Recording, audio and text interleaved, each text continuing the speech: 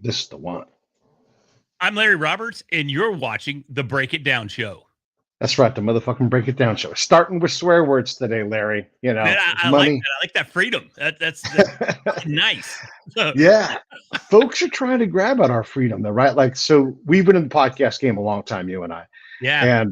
And we've seen all of it. We've seen the evolutions of it. We've seen the major media companies get involved, celebrities start their own podcasts, and it is still exploding in terms of like, what's your favorite podcast? And I never hear the same podcast anymore. It's always something different, something different. It's Yep. just, it's amazing. It's an amazing time to try to create something. I don't know that it's an amazing time to start a business. I don't know that it's an amazing time to start a business right now for sure. And I spent a little bit of the morning this morning reading all the doomsday newspapers this morning and catching up on all the negative news that's out there. So yeah, I would Yeah. definitely coach somebody in the opposite direction of starting a business right now. It's so I was having a conversation with a lady named Liz. She's very, very successful in media. And we were like, they've tried to figure out the podcast thing, like podcasting as a service, right? And Yeah. they already do things like their PR/marketing, right? Like right on the pivot there, which is a great spot to be in for tech companies. So there's money. And she's like, here's what we can't figure out. We can't get the clients to reliably show up for the work that they have to do to have a show. Mm-hmm. They all want it, but to have, and the CEO always wants to voice it. I've had the same problem. You get a client and they're like, yeah, I'm gonna do it, I'm gonna do it, I'm gonna do it. I'm fired up. And then when the work shows up, it's hard to get folks to reliably go down the path. What makes Yeah. podcasting so fun and such a dream? It's like I see a van again, or like any kind of Volkswagen bus. It's a dream machine. You're like, I want to be in that car. And I think podcasts are the same thing, where like you think you want to have this life, but then when you start to sniff around, you're like, well, it's actually kind of hard. It's real hard, and it's the consistency is the tough part, and we always have these hobbies that we fall in love with. And we always think, man, how great would it be if I could take this hobby Right. and make it my business? But then once it becomes a business, and once you're relying on that, and once that's Yeah. your primary or maybe even only source of income, suddenly the joy that you got from it before kind of takes a back seat to the critical nature of making sure this damn thing's successful. I think about that a lot because, as you mentioned, we've been in the game for a day or two. I started in 14. And when I started my first podcast, it was a comedy podcast and it was just filthy as filthy could be. But you know what it also was? It was fun as hell. And I had a Mm. blast and I laughed every episode. And me and my friends, we cut up every episode. And we found tremendous success with that show purely by accident. It wasn't because knew anything about podcasting or we had any idea what the fuck we were doing. But you know what we were doing? We were having fun. And I Mm. think that fun, I think that came through in the show itself. And I think that led to a lot of the listenership. But I got to tell you, I left corporate America January 4th of last year to do this content creation and podcasting full time. And while I'm still having fun, don't misread me here. It's a Mhm. different kind of fun, and at the same time, there's a shit ton of pressure on me as well. We're sitting here, I don't know what today is, Mm. the end of the year here at 2022, we're here in December, and, you start looking at the numbers, you start thinking of that tax return, you're going, "Oh, okay. Oh, now I have to be serious about things, and I have to look at it from a business perspective." And that blind fun that I was having back in Mm. 2014 with my comedy podcast, that's way in the back seat. And yeah, I think I know I'm not the only one that's experienced that, and it's not the only thing I've ever experienced this with a hobby per se. I did the same thing Right. teaching karate back in the day. I love martial arts and fighting, kicking and punching and all that fun stuff. And I started a karate school back in the day, and all of my training and all of my fun times went out the back window while I was trying to grow this school and grow that student base. And that was one of my failed entrepreneurial ventures. But it goes back to it, man. You love doing something, but do you love it enough to be able to crack down and look at it from a business as well? And a lot of times that gets distracting. It's such a great conversation to have. I've switched mics. I decided to go for it midstream. No idea how it sounds. I saw you By doing the way, stuff. I was just letting you do your thing. I was like, all right, Pete's gonna get situated here in a minute. I'm just gonna keep talking. here's podcast companies that want to provide, like a platform. Yeah. Help us control sound. Stop making. You can put 500 million people in your room. I would like to be able to know what the sounds like. I've got my phone here. I'm going to listen to my hearing aids, and I'm going Yeah. to hear. But God damn it, can you guys work on sound? Jesus Christ! I Well, mean, that's what's it's hilarious because people go, "No, I don't wanna wear headphones." I don't well, that's the only way you know what you sound like, okay? Put the yeah, headphones on. yeah, You yeah, don't know if you yeah. sound good, you don't know if you sound bad. You have no idea. Put some headphones on. One of the things going back to the about having being a business, one of the things about having a business. So first off, if you're going to start a podcast, please do it. Figure out what you're going to do, and it's okay to have a hobby and just like see what happens. Let it demand your attention. Kind of like you guys' comedy thing. It's like, hey, we've actually got to get serious about this. Yeah. But if you're doing it for a business purpose, this is a business, or it's a cost center within your business. To expect any revenue anytime soon, you've underestimated the challenge of doing this stuff, because the thing that you love doing, you're not going to get to do very much, because Yeah. you're going to have to do marketing, sales, PR, pre-production,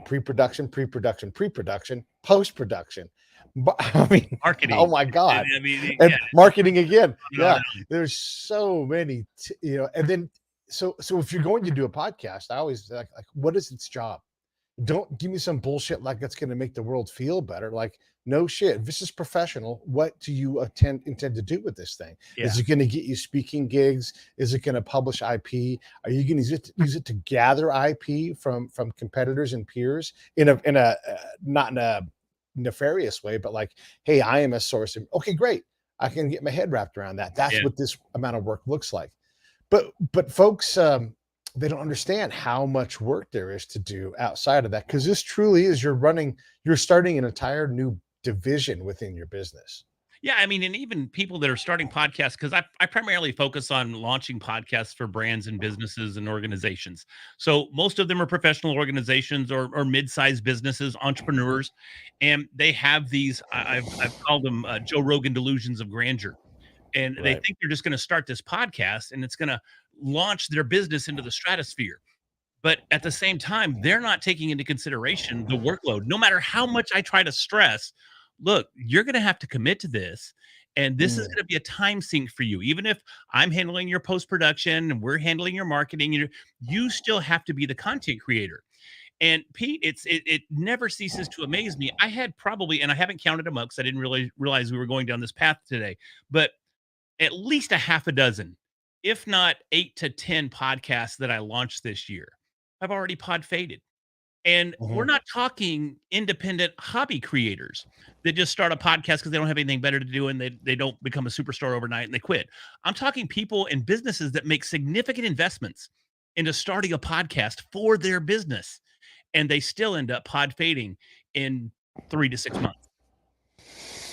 Yeah, I want to get right back into pod fade in a second, because it's such a powerful thing. And I also want to say, we're not trying to be negative Nancy's. We're describing the landscape. Like, we are guides. We're professional guides, right?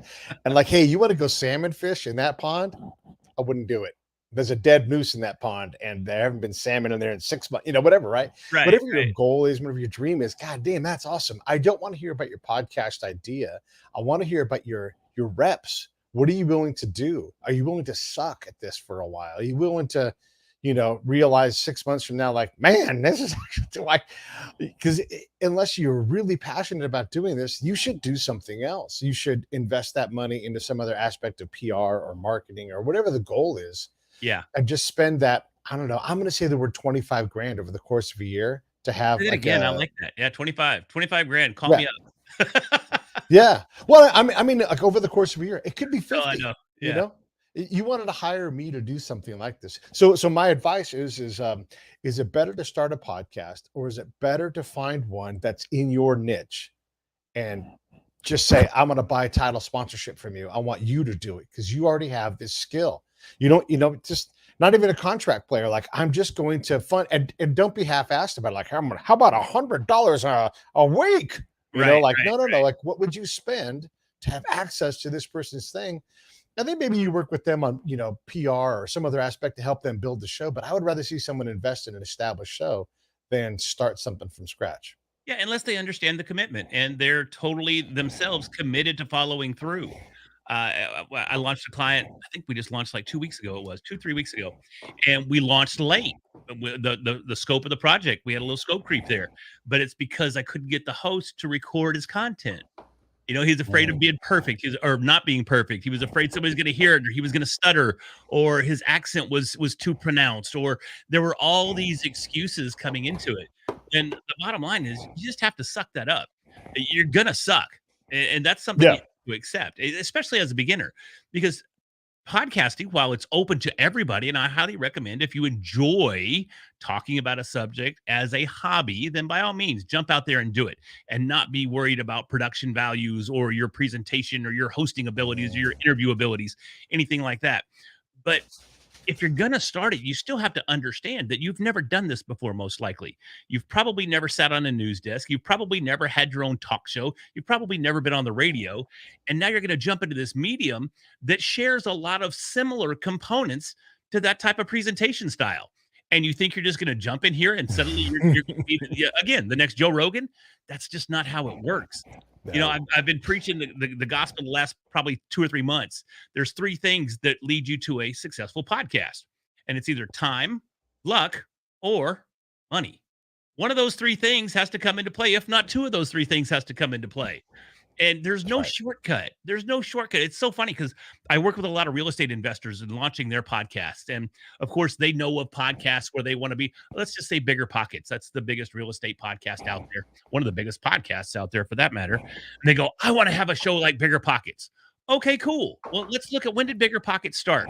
And off the top of my head, I can't recall right now, but it's 8-10 years ago they got started. I said, okay, you're starting today and you're wanting to find the same level of success right out of the gate that these people have been at it for years and years and years and hundreds and hundreds and hundreds of episodes.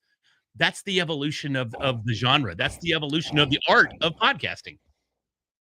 I love it. Those are great words, man. And you are talking about a very powerful thing. And all of these things that you're talking about, that cost money. Yeah. You want to have Larry or Pete help you. I will help you. I don't want to help someone who's going to quit on me though. It's like running a karate school. Like I'd rather just train black belts. And, I don't want to train someone who's going to quit at yellow, like I need you to do this. It breaks my heart to watch people have this dream. Yeah. We get to finally do it. It breaks my heart to have to do that all the time. So I'm very particular about who I bring on. And even then it's like, well, I'm not any better at understanding how to shepherd them through the process. I can get them to 10, but then at some point they got to go and they got to fly on their own. And I want to grasp it until they experience it. I can remember, and going back to the karate days, I remember being an orange belt and there was a black belt. He was like the cat daddy of the school, and we would spar and he'd kick the living shit out of me. And it happened every time. And I would get so frustrated because I just wanted to be able to beat Stacy. He's one of my best friends in the world today as we talk right now. And eventually, Stacy and I got down to where we had some wars. But guess how long that took? Years. It took 4 years, 5 years before he and I got to that on that even playing field and I still remember it was one of my proudest moments. It was about 2:00 in the morning. I was already in bed asleep and my phone rings and I answer it. And it's Stacy on the other end of the phone. He goes, "You motherfucker, I've been up for hours." I go, "Why? What's happening?" He goes, "You broke my rib. I'm sitting here spitting up blood." And I was like, yes, this is the best thing in my life. Thank you. He didn't rearrange. He rearranged my face and broke my nose and all kinds of fun shit over the years. But it was that time when I felt that transition. But I had to earn it. And we have to earn our stripes no matter what we do. It's not just, you have to earn your stripes as a podcaster. You have to earn your stripes as a content creator. Doesn't matter what you're doing. You got to put in the time. You got to take your lumps. You got to take your bruises. And as you said, Pete, you got to keep at it. You got to persevere and then finally come out the other side. So this is a big thing. So, and I think this will illustrate this. And I use the analogy of swimming when I'm talking to clients. I'm like, I'm going to teach you how to swim. We're going to start on the deck and we're going to work on stroke and everything, but you're going to be swimming 500 yards at a pole at the end of this thing. And if you've never swam before, you'd be like, you are crazy if you think we're going to go that far. But when you look at podcasting, you're like, all you got to do is run your yap. Okay. So here's literally what I'm doing. And I know Larry's doing similar things. I am making sure I've got charged batteries and they've got a little thing I've got to fix. I've been kind of fuckering with that because if I don't do it now, I'll forget. So I'm doing that. I'm trying to keep my voice right here in this register right here, Yep. unless I purposely want to sound excited and I get up in my head a little more, right? So I'm monitoring where I'm at. I've looked at my window here and here and how much sunlight, and I've adjusted the shades perfectly. I've got this dial right here. Watch my screen. Yep. Yep. Whoa! I'm doing that. I'm every now and then grabbing my phone and I'm putting the show on and I'm checking it again midstream to see what it sounds like. I'm listening to Larry because I got to understand that Larry is the guest. And so I'm paying attention to what he's saying. So I make sure I ask a question either in my theme or I'm exploring. I'm going to push him somewhere else. I'm thinking about you guys who are listening. What do they want to hear? So I'm paying attention to you guys. But wait, there's more. I'm also driving the show. Look at my bottom third. I'm changing these things around so that all the things that are available for you guys to experience, the show is being served. So I'm serving the show, serving Larry. I'm serving the audience. I'm managing all of these aspects, all mid-flight. By the way, Larry's doing the same things. We know these things. We can do them without even having to describe them because we have those reps. We've been across the pool. We've done all the front kicks to go. These are the things that you don't understand. And then there's the art of asking questions. I've got spy training. I've been on thousands of interviews in complicated places asking complicated things.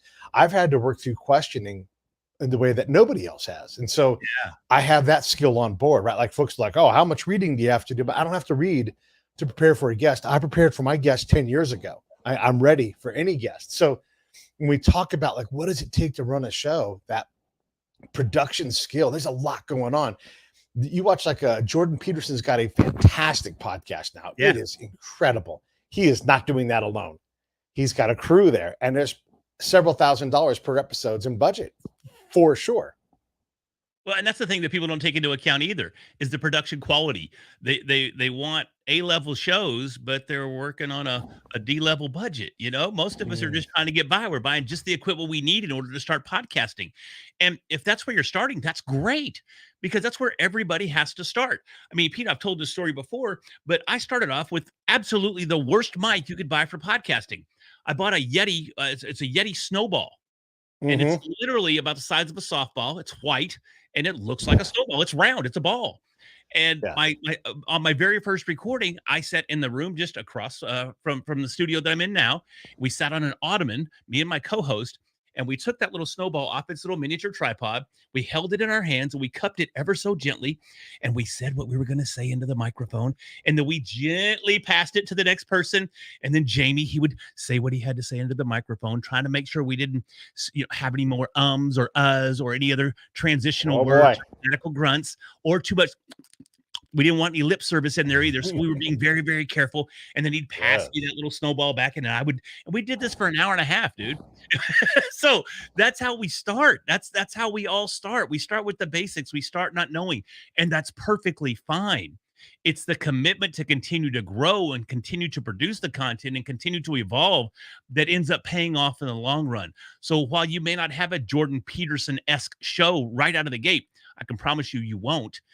That doesn't mean you can't. That doesn't mean you won't right over 6, 7, 8, 9 years. But it takes that time. It takes those reps. And that's what we keep saying. There was I haven't seen it for a while, but there was a show of, a picture of, what's his name? He's a very notable podcaster. It doesn't really matter who it is. And he would always say, I work out of my garage. And that's probably true. But then you scope back and you see multiple cameras on tripods with people, a light rack on the sides, and like, Yeah. this is not just in your garage. This is $10,000 worth of equipment. And you don't have to do that to start, but you have to understand that you're going to constantly chase better sound, constantly chase better picture. You're looking for the software that accentuates what you're doing. Like where I'm using StreamYard. The moment I find something that does what I needed to do better than StreamYard, I will be gone from StreamYard. Not that StreamYard's bad, but the products move and they advance forward. And where StreamYard is advancing, not helpful to me as a podcaster, right? So I'm looking for those things all of the time. So I guess my question to you is how do you stay relevant with all of this change? How do you stay relevant in the marketplace? And you aren't talking about shit from 6 months ago. Yeah, man, I stay buried in the industry. I mean, I've spent the last year on the road traveling from coast to coast, literally from the East Coast and Jersey all the way to California and everywhere in between, to be involved in the community and be involved with podcasters, going to meetups, going to events. I don't think there was a podcast event, at least not a bigger podcast event that I missed this year. I tried speaking at every one of them, every one that I could. Anybody that'll put me on the stage, I'll get up there and talk podcasting. But that gives me exposure, but it also gives me that Mm, opportunity to network with other professional podcasters. So being immersed in that is what really keeps me on top of things. Now, the mm. other side of that is that I'm also the editor in chief of a very large podcasting newsletter.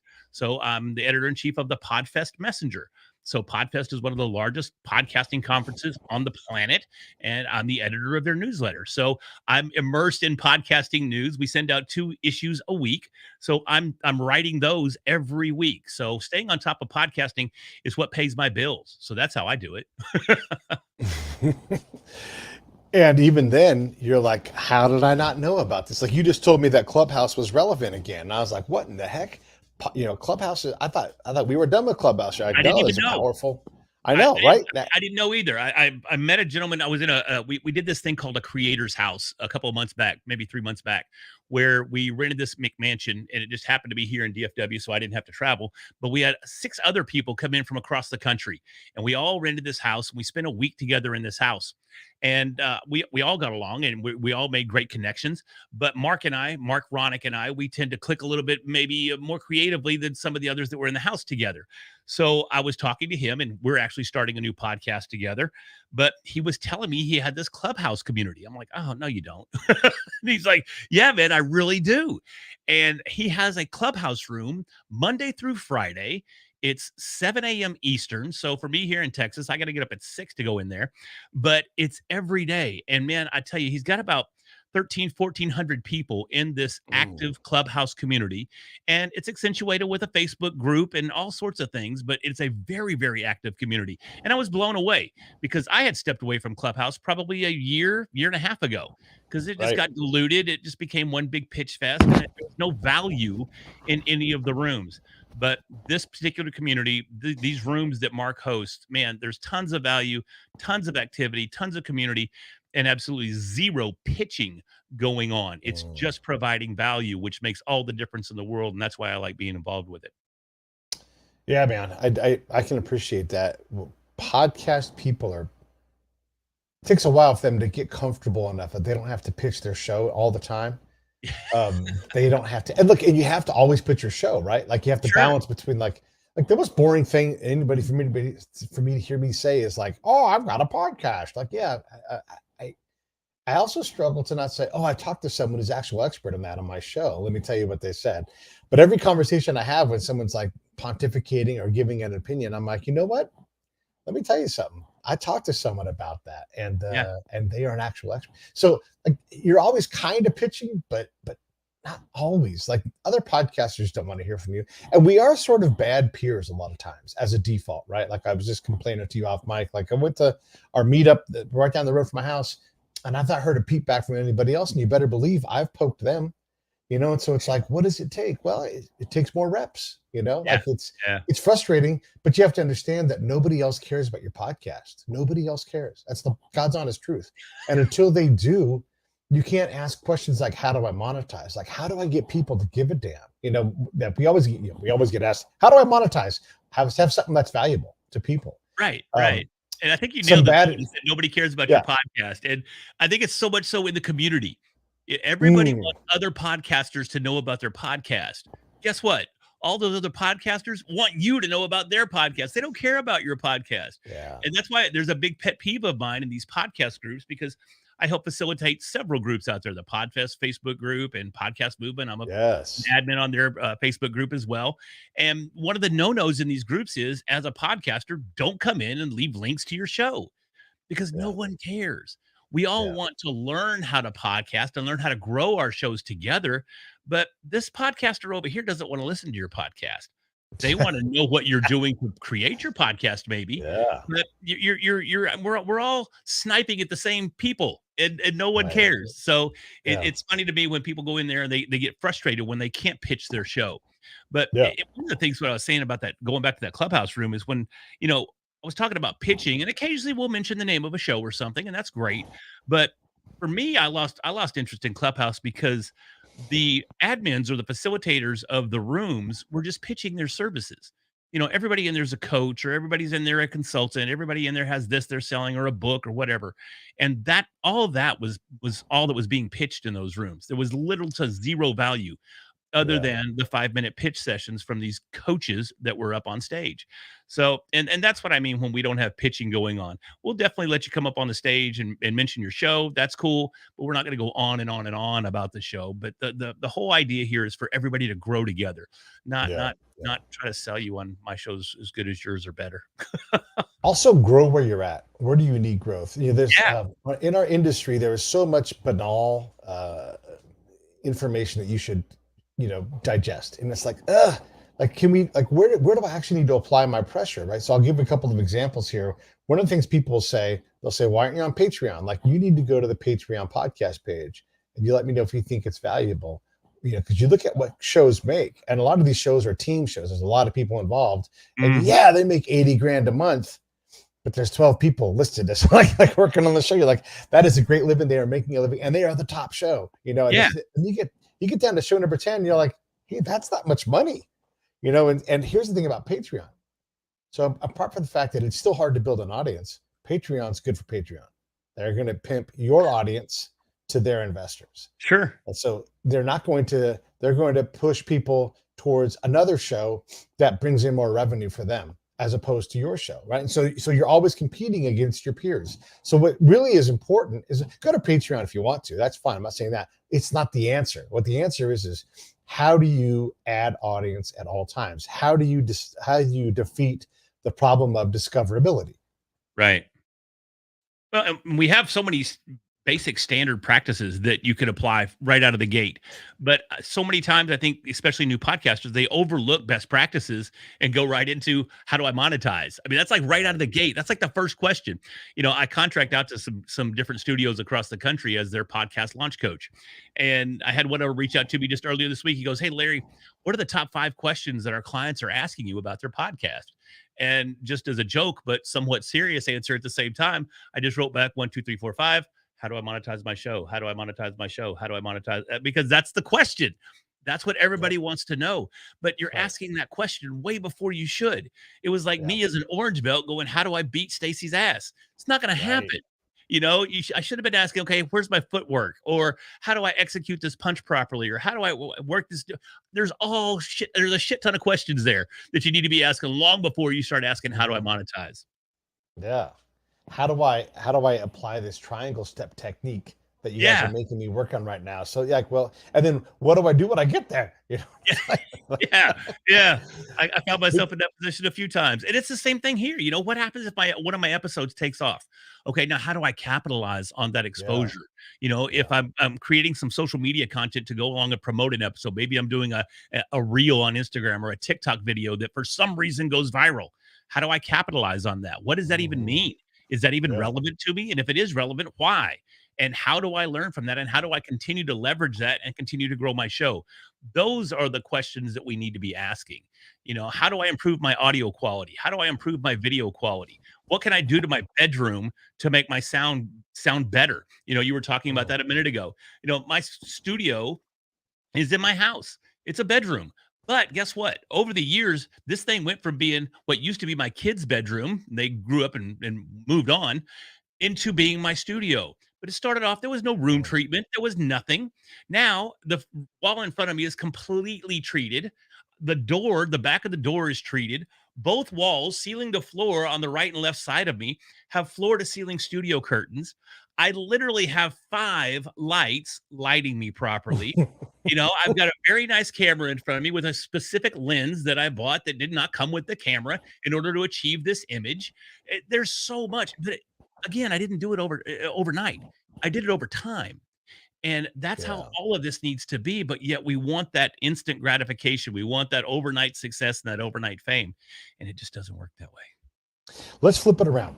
Let's Okay, do it. so you have a business that's like, hey Larry, hey Pete and Larry, we want to figure out podcasting, and we're trying to explain to them the value of it, right? And so it's Sure. like, hey, this is gonna be really hard, it's gonna be really expensive, way more hard and expensive than you can realize, but we think it's a good idea because dot dot dot, and then I hand it to you. Yeah, what are your goals? Well, for one, what kind of business is it? And what are you trying to achieve with a podcast? Are you trying to draw in more clients? Are you trying to just connect with existing clients on a deeper level? Are you trying to gain additional exposure? Are you trying to leverage the podcast to sell whatever your goods or services may be? What are your goals? Those are all critical questions that we ask right out of the gate. And then one of the first exercises that I do for my clients is I go through the process of writing the description of the show, because in that exercise so many things get uncovered. A lot of folks don't take advantage of the opportunity to write a fully fleshed out description. Apple Podcast allows you up to 4,000 characters for your podcast description, and if you were to type that out, that's about a page and a half, maybe 2 pages a copy. And within that, that allows us to start developing an idea of what you're trying to achieve, and to start to develop and uncover that unique listening proposition. Why would people want to listen to this show in the first place? What goals are you trying to achieve, and what Mm, value are you trying to provide in an effort to achieve those goals? And going through that very lengthy and very challenging for most people exercise right. starts to uncover all of that. And as we go through that, that allows us to start putting a plan in place. That's kind of a catchphrase. We're developing a podcast with a plan and a purpose. So we start understanding that purpose. Now we start getting that plan, and all of that starts to come together. Then we start piecing the show together accordingly. And I should say this with my out loud words. Larry and I are going to do a quick business session after this show where we're going to talk about my show. Because as much as I know, I don't know everything Larry knows. And then, like, and I want to find out specifically where should I be applying work? I think it's in an ad, right? But we're going to talk about that. And so we can't be afraid to bring in some expertise to shake us up a little bit and go, I think it's a $5,000 problem, man. But here's what you get for $5,000. You get to the step that you're identifying that you want to get to. And then you have the new barriers, the new challenges there, but you have time to grow once you've invested that money. So, and I'm saying $5,000. Maybe it's $200, whatever it's going to be, right? Like, here's what the steps are. They don't have to be super expensive, but No, as a it doesn't have profession, it goes yeah, back to what I said earlier. I mean, it's either luck, time, or money, or a combination. yeah, yeah, And yeah, depending on how budgets work, you lean towards one of those three. But those are the three yeah. ways you grow your show. It just is. Typically, it's time. Typically, it's I, time. But I was having a conversation with someone yesterday about this very thing. Like, how do I rejigger my show? Right? How do I invest some new energy, some new money, and where's the ROI going to be? And this person identified a very interesting market, and I'm like, yeah, I do that. And then where I lost the person was they said, oh, and then you just got to ask for more money when you ask for money. And I'm like, oh, you skipped the part. How do I get the meeting with these people if I'm yeah, new in this marketplace? Like I'm going to pitch something. I've got to develop a pitch.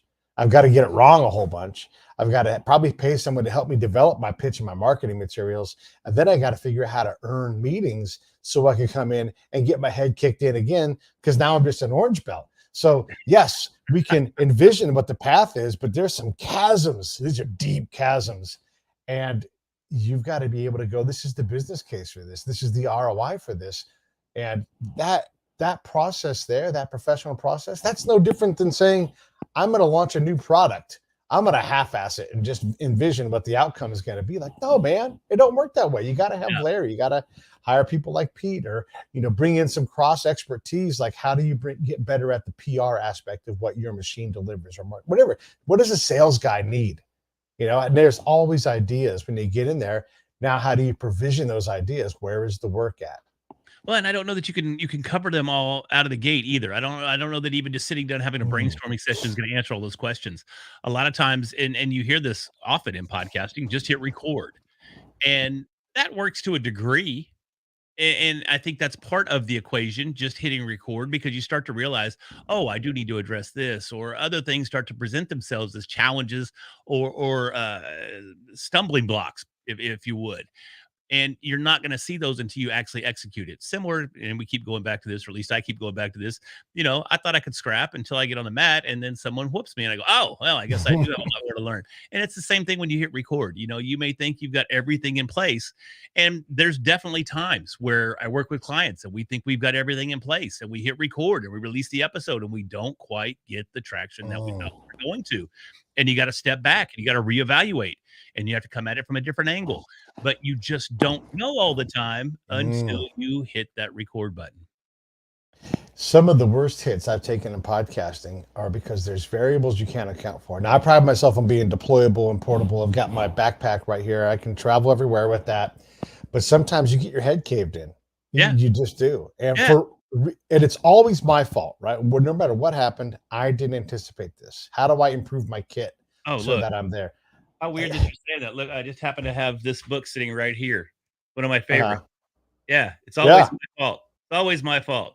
No matter it's my what fault. happens, it's always I'm the my fault. producer. Yeah. Not a bad guest. I No, didn't no, figure it's out my how to fault. crack that guest, Yeah, I didn't right? ask the right questions. I didn't Yeah. understand their personality. It's all on me. It's my show. It also can include this, like if I had the opportunity to have Morrissey on my show, I would have to make a producer's decision. Am I going to take on someone I know to be a problematic guest? And it's like, and that's a production decision. And so if Yeah, I decide to go for it, I'm accepting that risk. I've done the work ahead of time to be as successful as I can. We had Andy Summers on the show from the Police, right?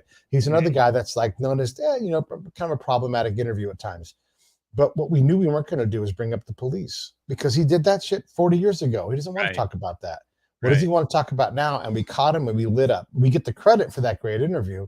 But if you just go in there and he kind of blows you off and gives you a bunch of half-assed answers, which he's entitled to do, Yeah. then that's on you as the producer, as the host to figure those things out. Yeah, it's kind of funny because I've been watching Quentin Tarantino's he's got a new book out and he's been on a podcast tour. And I've been watching him on the various podcasts and watching the different interview styles of the hosts. And it's interesting when you see, because Quentin Tarantino, he don't hold back. If he if he, Mhm. if he thinks you're asking a bullshit question, A, he's probably going to tell you, or B, it's written all over his face. It's very, very obvious that he's disgusted with Mm, what you're asking. mhm, And it's been mhm, really insightful to see podcast host address him in different manners and see how he reacts. Of course, mhm. Rogan blew it out of the water, but there were some that did not quite keep up with it. Yeah, Rogan's a great interviewer. Whether you love him or hate him, the dude is a great interviewer, and thanks to his production staff. He does right. plenty of homework on his own as well. But there were others that just weren't quite as prepared, and you could see even Quentin busted one of them just flat out because, of course, they were supposed to read the book before he came on the show. And Quentin, Right. at the end of the interview, Quentin goes, "Oh yeah, where are you at on my book?" And he goes, "Oh, I'm at the part where you're doing this or that." And he goes, "That's like page 2." He's like, "Yeah, Yeah. I started it, but he called him out big and shit. Yeah. It was hilarious. But that's Yeah. what you have to do. It's on you. That's what we're saying. It's all on you, whether you pass or fail each and every time you hit that record button. That's right. One of the things too is there's a great story about Henry Winkler and Sylvester Stallone when Sylvester hadn't quite made it yet and was trying to pitch Rocky. Yeah. And Henry Winkler had this major role in it. At the time, Henry was the Fonz. It was like season 2 or 3 of Happy Days, #1 show. So when he goes to ABC, he's got some weight. And so there's this but he tells the exact same story every single time. And so you've got to know that coming in. When he starts down that road, you've got to find something else for them to say about that. Otherwise, that clip's out there. And it's great to have your version of it. I'm not saying that's not valuable, but that's not your best. Yeah. What is your best? So I had a guy on the show and he was telling me he's like one of the most renowned sports photographers in the world, right? He's done all of the Lakers, all of the Dodgers, done everything. When Kirk Gibson hits his home run, he's at home plate. Okay. Like that's how connected this guy is. He wrote a book with Kobe Bryant. Anyhow, he tells a story about how he went from being this Jewish kid interested in sports in the East Coast to this successful LA guy. He's like, I came out, I took a break from school, and then I saw this billboard, and I'm like, wait, hold on. How did some Jewish kid who's at college come out to Hollywood? Like, what happened there? He's like, oh, my sister was in a movie called Grease. She's Frenchy. And I'm like, Oh, see, yeah. So you had like the common story, but there was a big piece missing. And that's that questioning thing, man, that we have to develop is I don't listen. Look, I hear everything you're saying, but I'm listening for certain things. And when there's a gap or some area where I'm like, oh, there's something there, you yeah. get to pull back on time and say, tell me about this. How did you get here? And that Joe is great at that. Yeah. Yeah, 100%. And again, he comes prepared. I've definitely caught myself in some interesting little traps over the years, not being Mhm. prepared for certain guests. I'm Yeah, not known for typically doing a whole lot of prep work for my interviews because I just have conversations. I right, did the whole scripted interview thing early on when I switched gears when I left the comedy podcast and started doing I mean, it was called Readily Random. I was just interviewing people, anybody, and right. wasn't the best approach, but I didn't know any better at the time. But I would show up, and I had an MIT professor that was on the show, and he destroyed me. But we were talking about origami, a little insight into Lair. I love origami, and this guy's like the premier origami artist, American origami artist on the planet. I mean, he's like the cat Yeah. dad.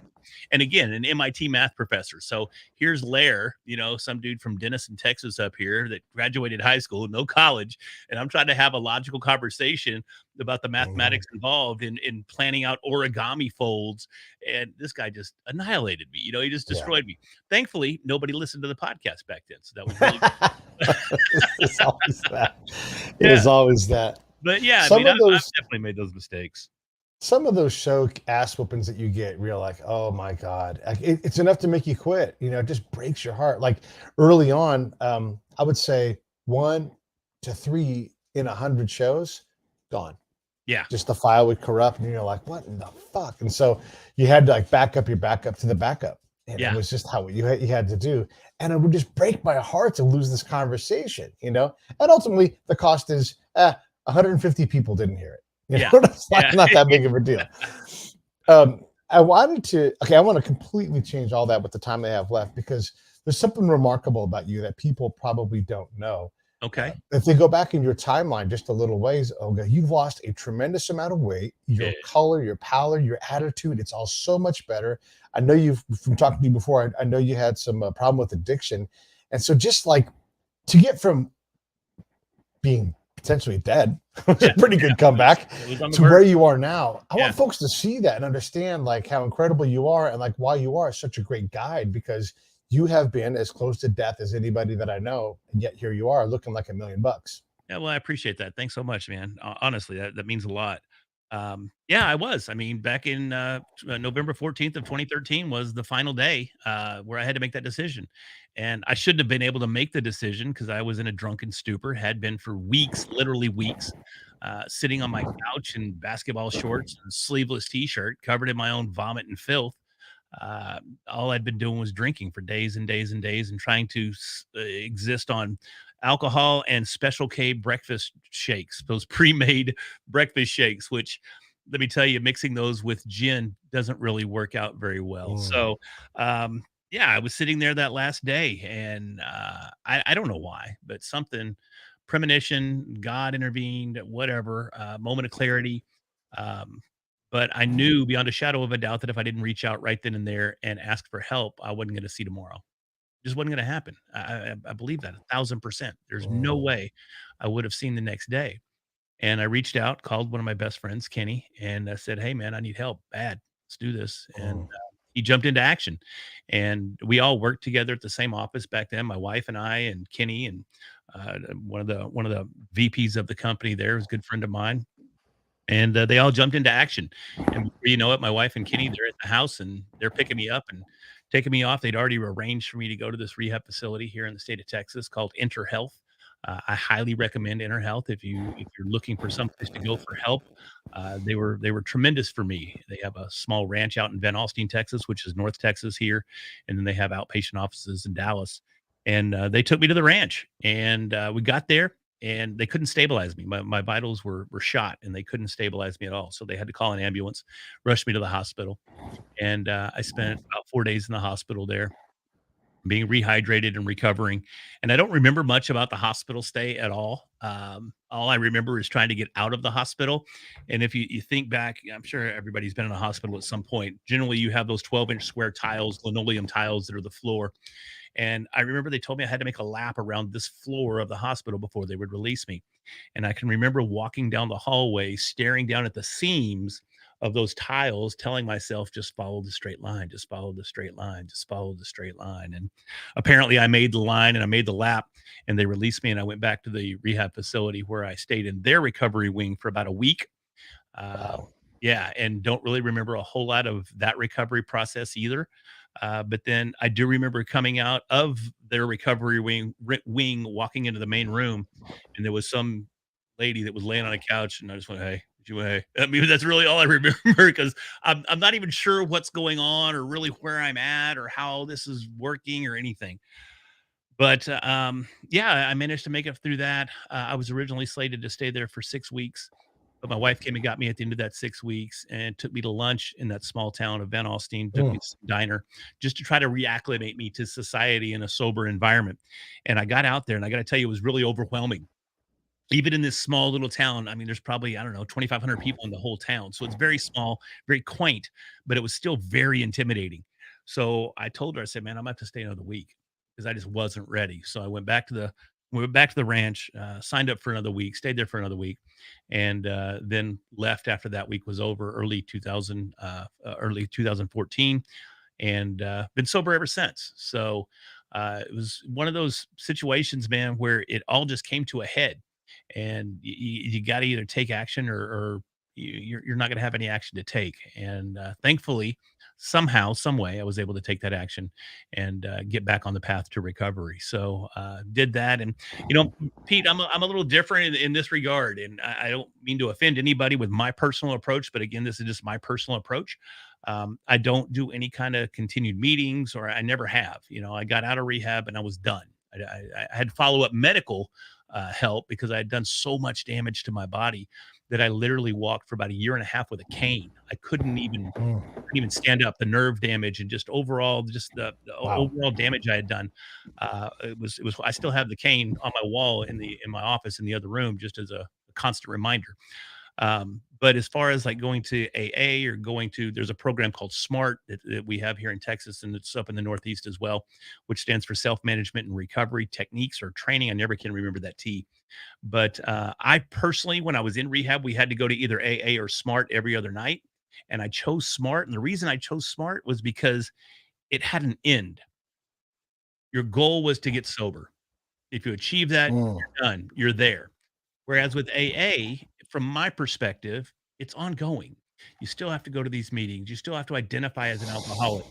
And I didn't want that aspect of my life to be what identified me going forward. You know, it was a time. I don't deny it. You know, I don't try to hide it. Mhm. It happened. I was there. A lot of people know I was there, but it's over. It's done. It's in the past. You know, I used to be a fighter. I wouldn't fight anybody for anything right now, you know? So that's in the past. It's over. There are things in our lives that we have to overcome. And once we overcome them, for me, again, this is me talking, we put them in the past, or at least I have to. And I did the same thing with my alcoholism. So that was where I was at with addiction from that perspective. Not saying I don't have an addictive personality. I get addicted to things easily. That's why I love martial arts. I got addicted to that for years and years and years.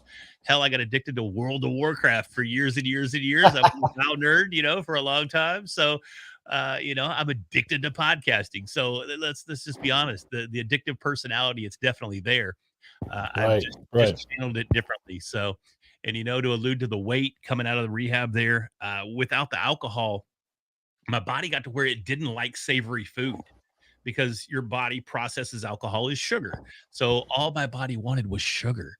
And Mm. I got addicted, if you will, to it's a brand of gelato called Talenti. It comes in these Oh little, yeah. and dude, I was a Talenti fiend for a couple of years. And I came out of rehab, probably weighed about a buck 60, buck 65. And January 4th of last year, I clocked it at 326. And Oh. yeah, I got really, really, really big. But now I'm about 238 now, so I've lost quite a bit of weight there. Still working on it. Probably not as actively as I was last year. You know, this weight's not too terrible. Definitely room for improvement, but at the same time, I'm also Yeah. 50. So it's like, you know, I'm never getting healthy. Yeah. Okay, let's just be honest. That's not going to happen. So long as we're kind Yeah. of healthy and the weight's not crazy, I'm pretty cool. But yeah, it's a hell of a journey, man. It's a hell of a journey. But I think the biggest thing is, you know, you said before that I look happy. I am happier. I love what I'm doing. I love podcasting. I love my life. I mean, how could you not?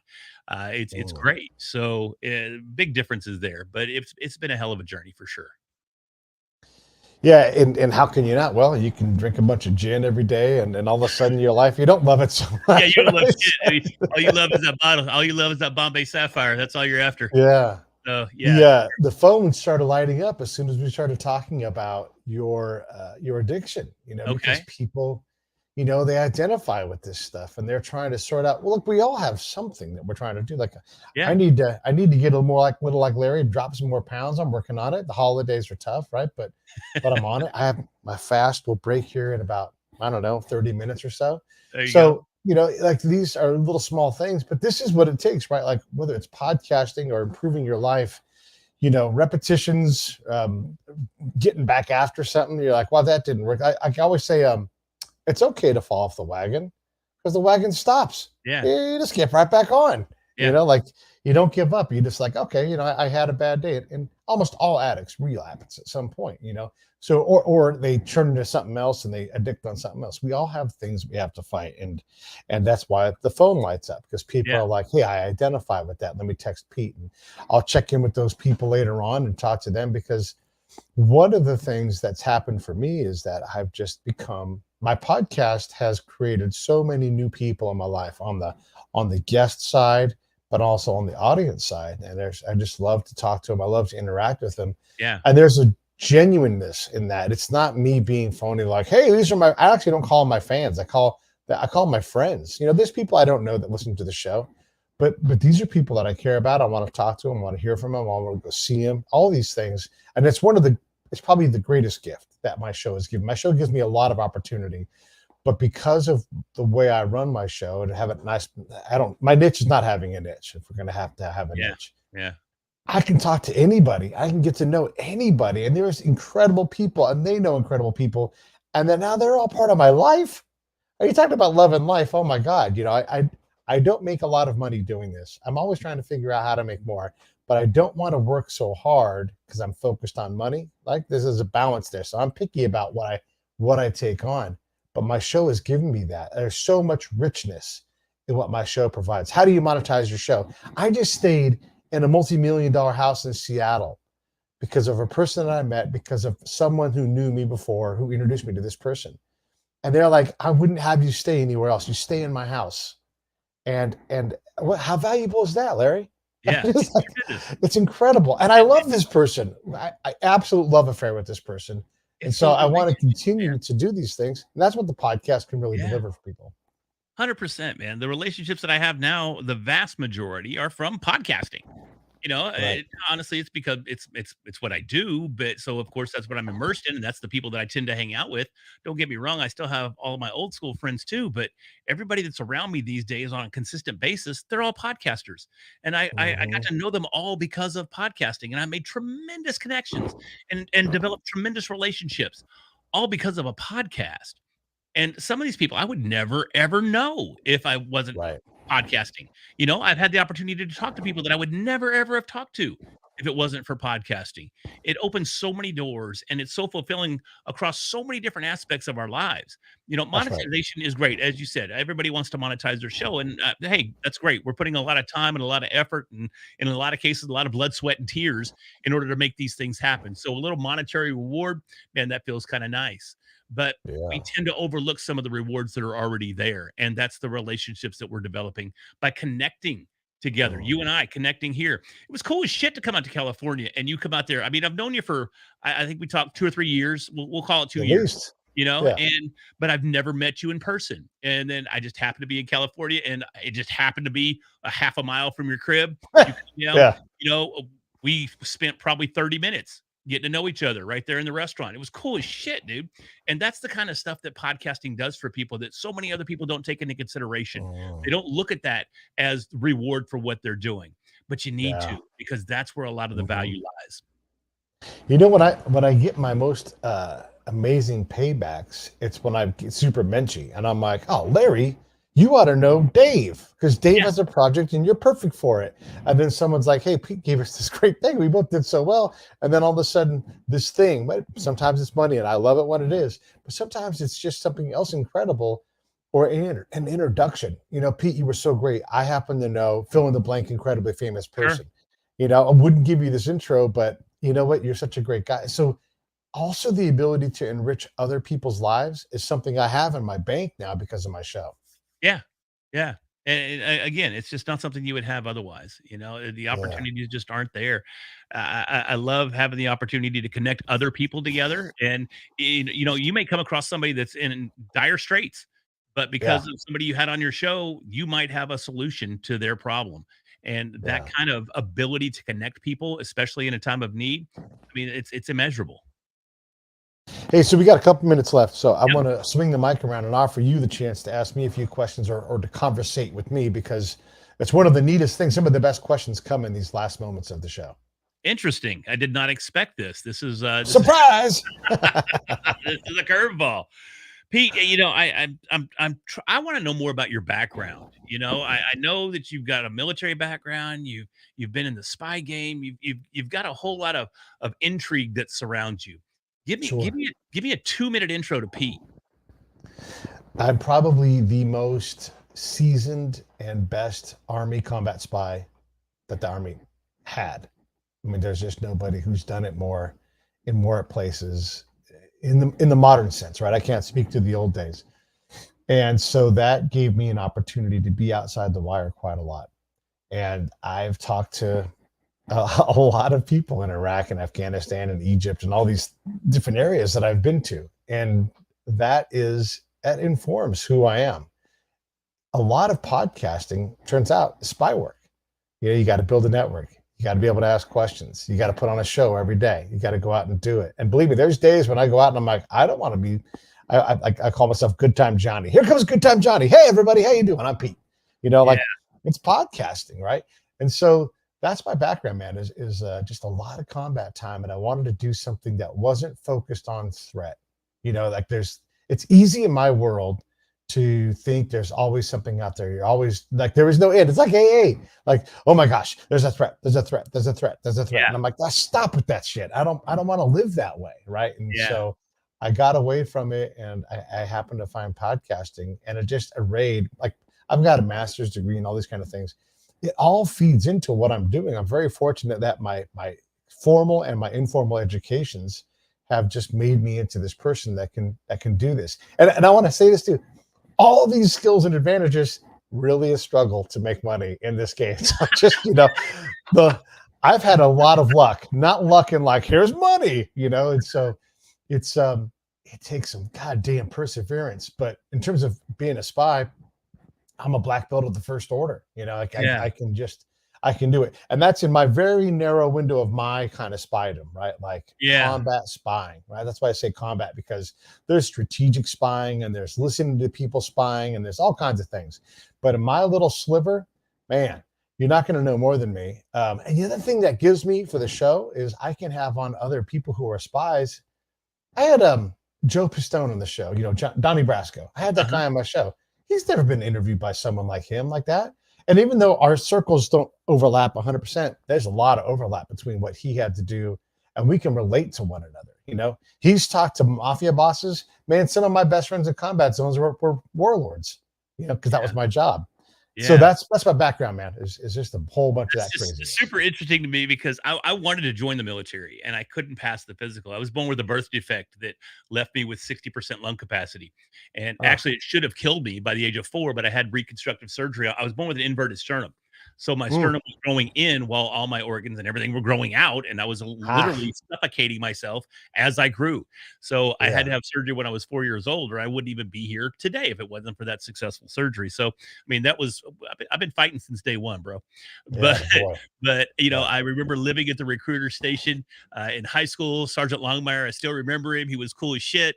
I lived there, and then come to find out I can't pass the physical and they won't take me. So I never got to pursue that side of life. And, who knows? Obviously I wasn't supposed to because it didn't work out that way, but I still have the utmost respect for the men and women that do serve in our armed forces. And I'm always super interested in hearing what they have to say as much as they can say and share on their time that they served. So I commend you for that. I appreciate that. Thank you for that. And thank you for sharing that with me as well. So, and I thought it was really interesting for you to draw that parallel between spying and podcasting. I think I've never heard that laid out that way before. So that's very, very interesting, having to establish a network and having to establish those connections and being Yeah. able to reach out to somebody and being able to learn about something. Because you asked me earlier, how do I stay in tune with the podcast industry? Well, it's because I've spent at least the last 3 years putting together this podcast network, this group of people that I know. I didn't even really get into understanding the podcast game until about 2020. I think 2019, I went to my first podcast movement. And then in 2020, it was March of 2020, I went to my first Podfest. And it was Oh, the same week that COVID hit. And we literally didn't know if we were getting out on Sunday because they were already talking about canceling flights and stopping everything and the world yeah. coming to a halt. I didn't even know if I was going to make it back from Miami to Texas. I think it was Miami or Orlando, back to Dallas before all that nonsense hit. I got home. It was like the next day before they started canceling everything. So that was when I really started branching out and really learning about what podcasting was. And it was completely by accident. And a lot of people go, dude, you started in 14. What took you so long to get involved in the industry? And some other people that have podcasts might be wanting to do the same thing. Well, I was arrogant at the time, and I thought, I don't need some stupid conference to teach me how to podcast. All I got to do is hit record and run with it. But I wish, I hadn't been as arrogant. I wish I'd been more open minded, and I wish I'd gotten involved at a deeper level much sooner than that, because who knows where we would be today. But I think it's great that you had me on here. I appreciate the opportunity to come on and share my story and spend this time with you. And thank you for giving us that little peek into Pete as well. I love it. I love it. Tell people how to get a hold of you. Yeah, man. I love everybody just reaching out on Instagram at the Larry Roberts on Instagram is great. Or you can head over to redhatmedia.io. That is my website. Just recently going through a rebranding. If you'll notice, if you're watching the video, I'm wearing a red hat. There's a story behind that as well. We won't get into it because I know we're at the end of the show, but head over to redhatmedia.io and reach out to me. I'd be more than happy to talk to you. You can always email me too. If you don't know that, I'll get you connected with Larry, Pete, Cool. PeteDownshow.com. All right, stand by 1 second, man. We're going to wrap this up. Hey, Cool. thanks for watching the show. I really appreciate it. Right here, you can subscribe. Please do that. It makes the show grow. Hit that notification bell so you know which incredible guest is coming up next. Down below is the PayPal link. You can put a small subscription in. That is an enormous help. All that money goes right back into the show. And then right up over here are the next episodes you should listen to, curated by yours truly. Thank